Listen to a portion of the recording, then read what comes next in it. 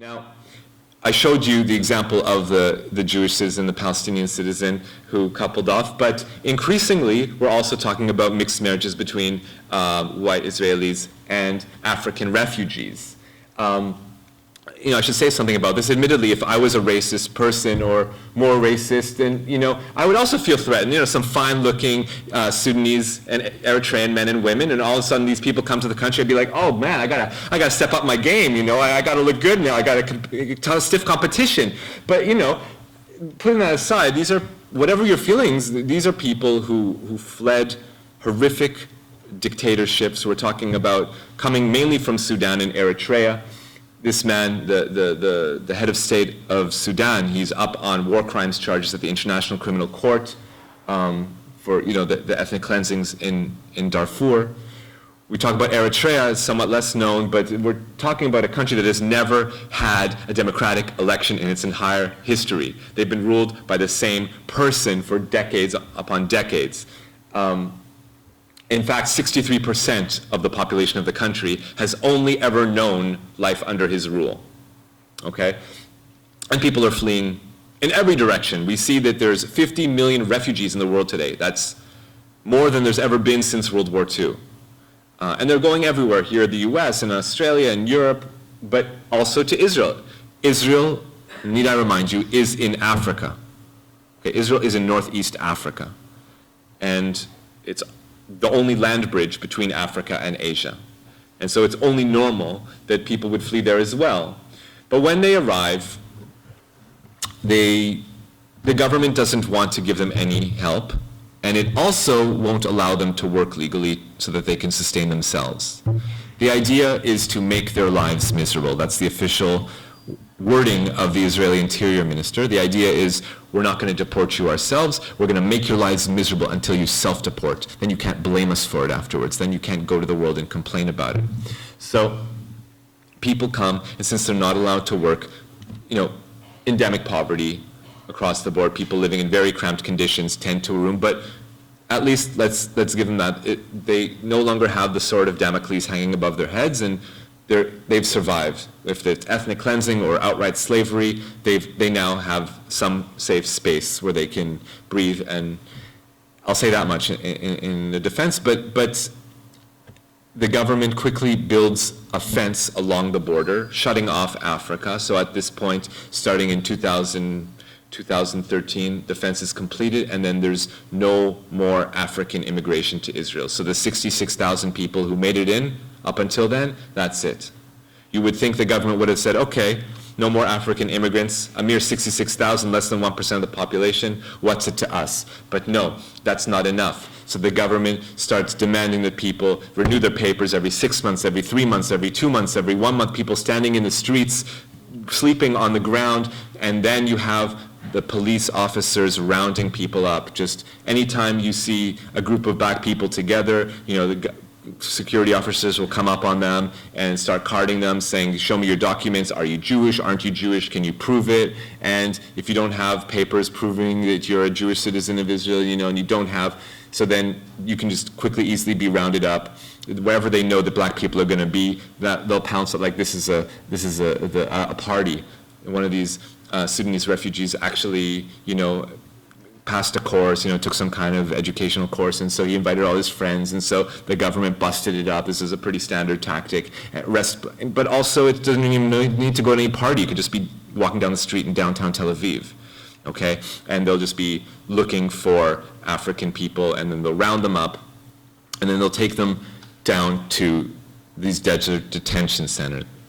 And as you can see, there's nothing to do and there's nowhere to go. It's just sand in every direction and surrounded by a firing range. And admittedly, they have furloughs in the daytime, so they're allowed to walk around, do a circle around the camp, but that's about it. You can't really get anywhere because there's no population centers or anything to do. They're isolated, and the idea, again, make their lives miserable, so they agree to self-deport. And it works.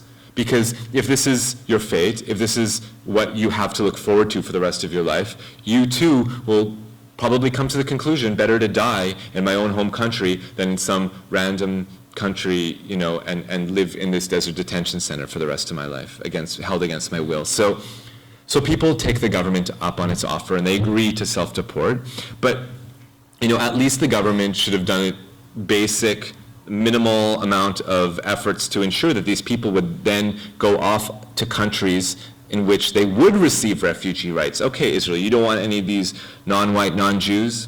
Fine, but at least, do some diplomatic dealing and ensure that these people, when they leave the country, are going to find some other country in which their refugee rights will be respected. But no, we see that 68% of those Africans that Israel pushed out the country were sent right back to Sudan and Eritrea, the same countries, the horrors that they fled from. Of the rest, the 32%, we see that even those countries they sent them to, they didn't receive any refugee rights there, and within just a few days, they then dispersed to all manner of countries from Scandinavia in the north to South Africa in the south. That there was no effort to secure refugee rights for them in any way, shape, or form, to the point where a few months ago, we actually have some of those refugees kicked out of Israel, ended up being rounded up by ISIS. So, kicked out of Israel because they weren't Jews, and then executed by ISIS because they weren't Muslims. Now, we've seen lots of photos of these people trying to cross the Mediterranean, just crawling onto the beach with their last breath, lots of bodies drowning.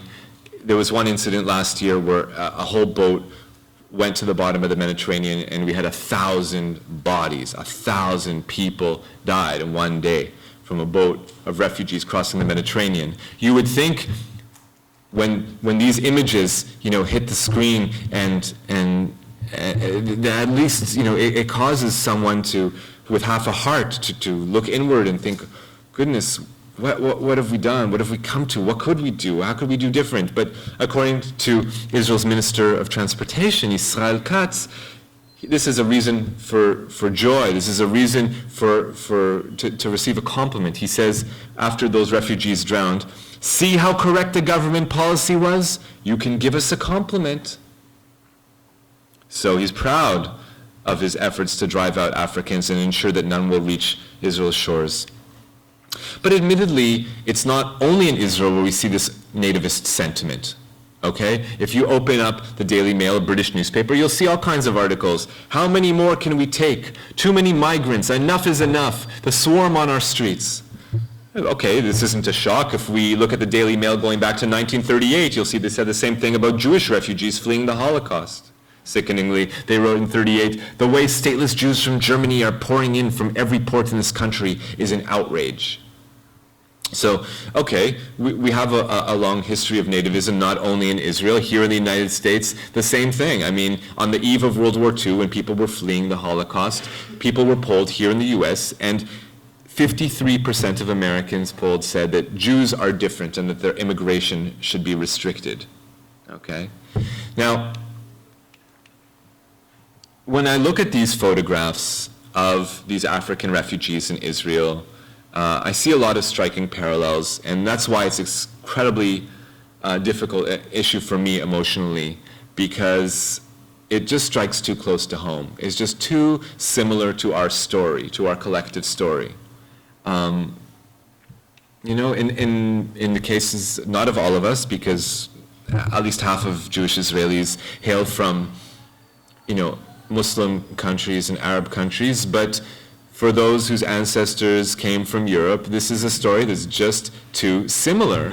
And it also affects my own family.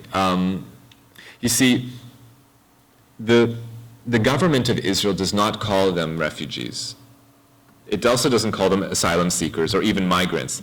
The Israeli government calls these people infiltrators. And this is the most sickening part of all, that not only do they experience the same thing, but even the demonizing discourse used to delegitimize them is the same. So just as these African refugees are called infiltrators by the Israeli government, you see that at the end of the Holocaust, those Jewish refugees who managed to survive the war, then when they're trying to flee Europe, are called infiltrees. And it's the same concept. This is how it breaks down. I'll explain it to you. So, Without going into too much detail, my own grandparents, my mother's parents survived barely, saw their families slaughtered in front of them and were the only surviving members of their family and survived the war. And then at the end of the war, my grandfather goes back to the village he grew up in, and the locals see that he survived, but aren't interested in him staying there and threaten him that if he doesn't leave that they'll attack him. So he realizes that even though the war is over, that there's no point in him staying there, and he decides to move to North America. But he's living in Poland. He's in Poland. There's no port in Poland on which he can board a boat to come to North America. So he has to cross several national borders in order to get to a country with a port at which he can board a boat to come to America. Well, that makes him an infiltree, because an infiltree is someone a Holocaust survivor who crossed more than one border in order to get to a safe space. So this word was used to describe these refugees, okay? And now the government uses the same concept. It says that because these refugees from Sudan and Eritrea crossed through Egypt in order to get to Israel, they are not real refugees, they are infiltrators. So sickeningly, by Netanyahu's standards, my own grandparents fleeing the Holocaust would have been refused. And not only them.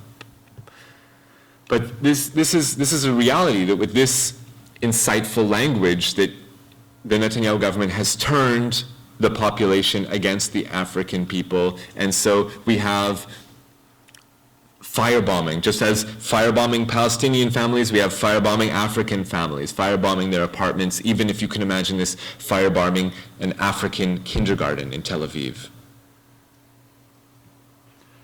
And of course, the stabbing attacks. We even had this family standing in downtown Tel Aviv, a mother, father, a young child, and a baby in her mother's arms, and a Jewish man comes up and stabs the black baby in her head, the 1-year-old baby. Now, obviously, anyone who stabs a baby is a complete psycho. You can't compare that to any average Israeli, but why did he choose to stab a black baby and then tell the police, I did it because black babies are terrorists? Okay? Because this is the result of Netanyahu's incitement campaign against Africans for years. These are the fruits of his labor. Just to bring people up to speed, I know some people here have actually been following this story for a while, so just to let you know what's been happening the last few weeks. As I mentioned earlier, the Supreme Court, its role is to launder the worst excesses of the government, and so it stepped in this case as well. It said, you're on no solid ground here. These people have done no wrong. They've committed no crime. You can't hold them in jail indefinitely. You have to release them after a year at most. So, with this ruling, the Israeli government, in fact, released 1,000 plus of these refugees from its detention center. But when it did so, it said, now you can't live in Tel Aviv or Eilat. These are now sundown towns. So the only two cities where they actually have friends and family, any support system, the government says you can't live there. So what are they going to do?